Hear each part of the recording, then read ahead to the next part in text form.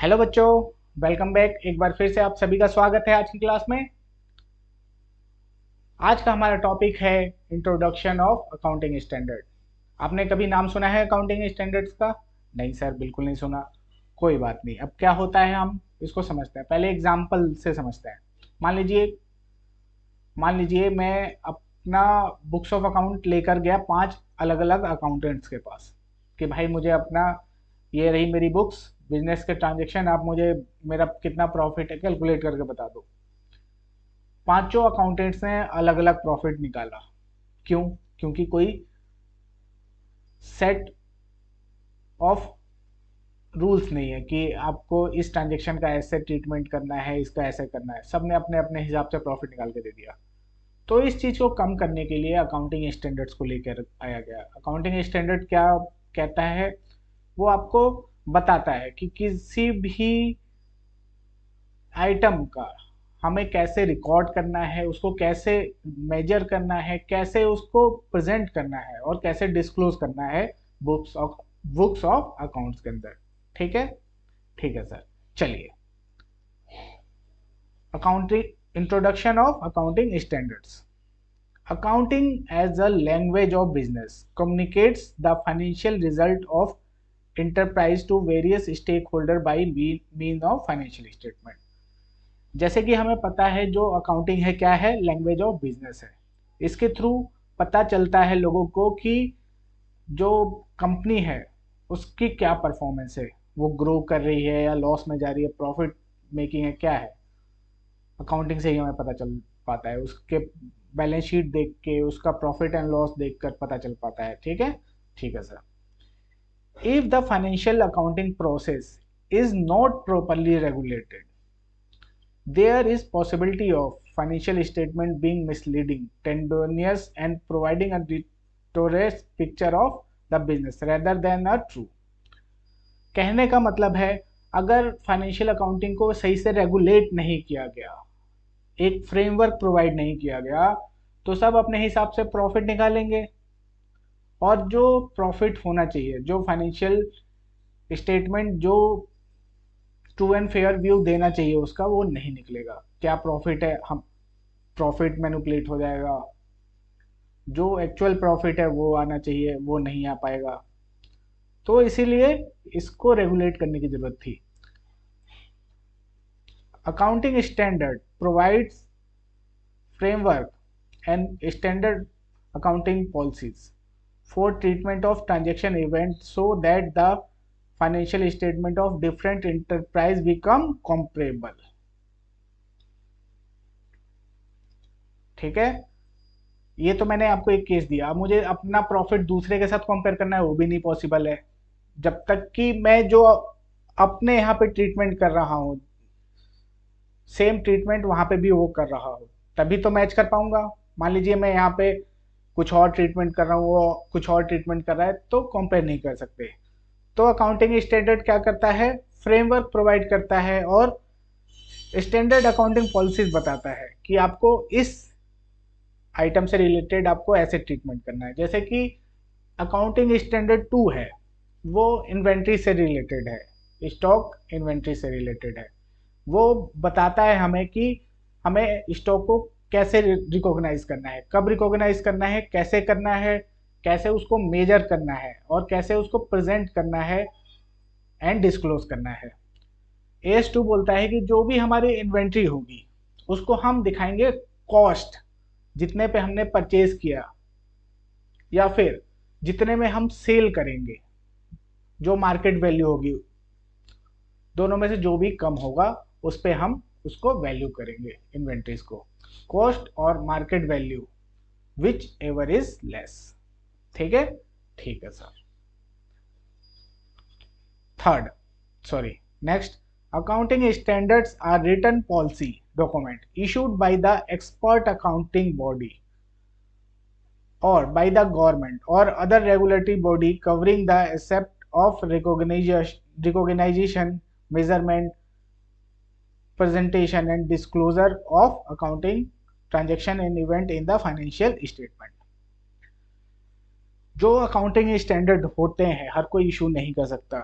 India में इसको issue करता है, आपने नाम सुना होगा, institute of chartered accountants of India, the institute of chartered accountants of I, जिसको हम शॉर्ट में बोलते हैं ICAI, the institute of chartered accountants of India, ये इशू करती है। और बाय द गवर्नमेंट, गवर्नमेंट में कंपनीज के लिए एक अथॉरिटी बना रखी है, वो इशू करती है। ठीक है, ठीक है सर, चलिए। तो बेसिकली क्या डील करता है अकाउंटिंग स्टैंडर्ड, किसके साथ? रिकॉग्निशन, कि हमें ट्रांजैक्शन को कैसे रिकॉग्नाइज करना है, ट्रांजैक्शन और इवेंट्स को बुक्स में कैसे रिकॉग्नाइज करना है। मेजरमेंट, उसको मेजर कैसे करना है, उसकी मेजरमेंट कैसे करनी है हमें। प्रेजेंटेशन, उसको हमें बुक्स ऑफ अकाउंट में प्रेजेंट कैसे करना है। एंड लास्ट डिस्क्लोजर, कि उससे रिलेटेड जो भी पॉलिसीज हैं हम उसको कैसे दिखानी है उसके अंदर, वो सब बताता है। ठीक है, ठीक है sir. Next, objective of accounting standards. Accounting standards के ऑब्जेक्टिव क्या है? सबसे पहला है eliminate the non comparability of financial statement and thereby improving the reliability of financial statement, जो कि हमने पहले डिस्कस किया कि सबसे मेन जो इसका काम है कि मैं चाहूँ तो अपनी जो फाइनेंशियल स्टेटमेंट है, प्रॉफिट एंड लॉस और बैलेंस शीट, वो दूसरे कंपनीज के साथ भी कंपेयर कर पाऊँ, दूसरी कंपनीज के साथ भी कंपेयर कर पाऊँ, ये इंश्योर कराता है, इसमें हेल्प करता है। ठीक है, ठीक है sir. Second, provide a set of standard accounting policies, valuation norm, disclosure requirement. और क्या बताता है? सेट ऑफ अकाउंटिंग पॉलिसीज की किसी आइटम के लिए क्या अकाउंटिंग पॉलिसीज होनी चाहिए, कैसे उसको वैल्यू करना है, कैसे डिस्क्लोज करना है, ये सब बताता है। ठीक है जी सर, चलिए। नेक्स्ट है हमारा इंटरनेशनल फाइनेंशियल रिपोर्टिंग स्टैंडर्ड। जो हमारा अकाउंटिंग स्टैंडर्ड है वो विथ इन इंडिया एप्लीकेबल है। विथ इन इंडिया जो भी ऑर्गेनाइजेशन है उनके ऊपर एप्लीकेबल होता है।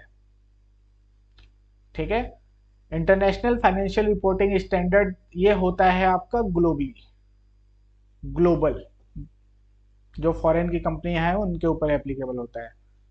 सोचिए,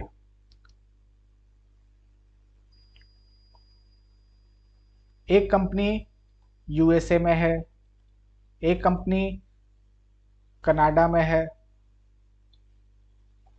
एल बी। ठीक है, अब दोनों को अपनी बैलेंस शीट और प्रॉफिट एंड लॉस कंपेयर करना है कि दोनों में से कौन सी अच्छी कंपनी है। तो ये तभी हो पाएगा जब ये भी सेम ट्रीटमेंट करे आइटम्स का और ये भी सेम ट्रीटमेंट करे। तो जो आईएफआरएस है ये ग्लोबली चलता है आपका, बड़ी बड़ी जो कंपनी होती हैं उनके ऊपर एप्लीकेबल होता है ये। तो इसने अगर आईएफआरएस के हिसाब से बैलेंस शीट और प्रॉफिट एंड लॉस बना रखा है, इसने भी बना रखा है, तो दोनों को आराम से हम कंपेयर कर सकते हैं। ठीक है, चलिए देखते हैं। IFRS standards are issued and maintained by International Accounting Standard Board and were created to stabilize a common language so that financial statement can easily be interpreted from company to company and country to country. तो कहने का मतलब यही है कि अगर मुझे cross country अपनी बैलेंस शीट मैच करनी है किस उस कंपनी से जो कि किसी और कंपनी कंट्रीज में है, कंट्रीज में है, तो उस केस में मुझे अपनी बैलेंस शीट आईएफआरएस के हिसाब से बनानी पड़ेगी, तभी मैं उसको कंपेयर कर पाऊंगा। अगर नहीं बना है तो उससे कंपेयर नहीं कर पाऊंगा। तो जो ग्लोबली क्या चलता है हमारा, आईएफआरएस चलता है। ठीक है, तो तभी हम जो बड़ी बड़ी कंपनीज हैं वो अपनी बैलेंस शीट क्रॉस कंट्रीज में जो कंपनीज हैं उनके साथ कंपेयर कर पाती हैं। ठीक है, तो अकाउंटिंग स्टैंडर्ड क्या है, विथ इन इंडिया चलता है, आईएफआरएस ग्लोबली चलता है आपका, कंट्री टू कंट्री। नेक्स्ट, अब ये आता है इंडेस। ये क्या है सर? अब हमें भी इसकी ज़रूरत महसूस हुई कि मान लीजिए हमारे इधर भी बहुत बड़ी बड़ी कंपनीज हैं, हमें उनका जो फाइनेंशियल स्टेटमेंट्स है, प्रॉफिट एंड लॉस और बैलेंस शीट है, उसको कंपेयर करना है किसी ग्लोबल कंपनी से। तो हमें भी आईएफआरएस के हिसाब से बैलेंस शीट बनानी पड़ेगी। बिल्कुल सर। तो इंडिया ने भी आईएफआरएस अडॉप्ट किया, अडॉप्ट किया, बट कुछ चेंजेस करके। एक होता है कि जो आईएफआरएस में है सेम ही हमने इंडेस में अडॉप्ट कर लिया, लेकिन हमने क्या किया, आईएफआरएस से उठाया तो सही, बट कुछ थोड़े मोड़े चेंजेस कर दिया, एडजस्टमेंट कर दिया अपनी कंट्रीज के हिसाब से। हर कंट्री का एनवायरनमेंट अलग होता है, बिजनेस एनवायरनमेंट इंडिया का भी अलग है, तो इंडिया के हिसाब से हमने उस आईएफआरएस में एडजस्टमेंट कर दी। उसी को हम बोलते हैं converge form of IFRS. Indian Ind AS is converge form of IFRS, मतलब कि आईएफआरएस ही है लेकिन उसमें एडजस्टमेंट किया गया है हमारे कंट्रीज के हिसाब से, जो हमारे कंट्री में बिजनेस एनवायरनमेंट है उसके हिसाब से आईएफआरएस के अंदर चेंजेस किया गया है और फिर अडॉप्ट किया गया है इंडिया के द्वारा। अब ये एप्लीकेबल किसके ऊपर होता है, बड़ी बड़ी कंपनीज के ऊपर। पहला है लिस्टेड कंपनी, जो भी लिस्टेड कंपनी है स्टॉक एक्सचेंज पे, आपने शेयर मार्केट का नाम सुना है? हाँ सर सुना है। उसमें जो भी कंपनीज हैं उनके ऊपर एप्लीकेबल है। Companies having net worth of rupees 250 crore, companies जिनका नेट वर्थ है 250 करोड़। नेटवर्थ क्या होता है सर?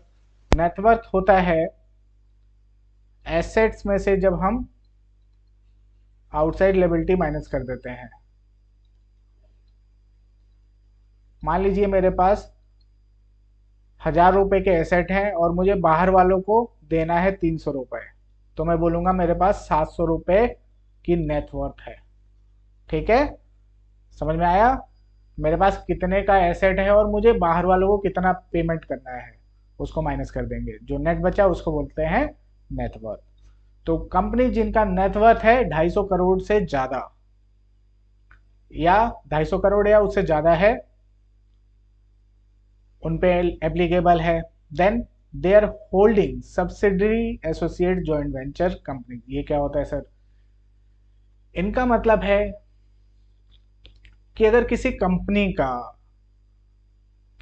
कंपनी के ऊपर इंड एस एप्लीकेबल हो गया और उसका इन्फ्लुएंस, उसका कंट्रोल किसी और कंपनी के ऊपर है, किसी और कंपनी का शेयर ले रखा है उसने, या किसी और कंपनी ने उसमें शेयर ले रखा है, उससे रिलेटेड जो भी कंपनीज हैं उनके ऊपर भी इंड एस एप्लीकेबल हो जाएगा।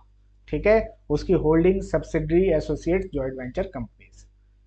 ठीक है, कहने का मतलब उस कंपनी से रिलेटेड कोई भी और कंपनी होगी उसके ऊपर भी एप्लीकेबल हो जाएगा, जिसमें उस कंपनी का इन्फ्लुएंस है, कंट्रोल है।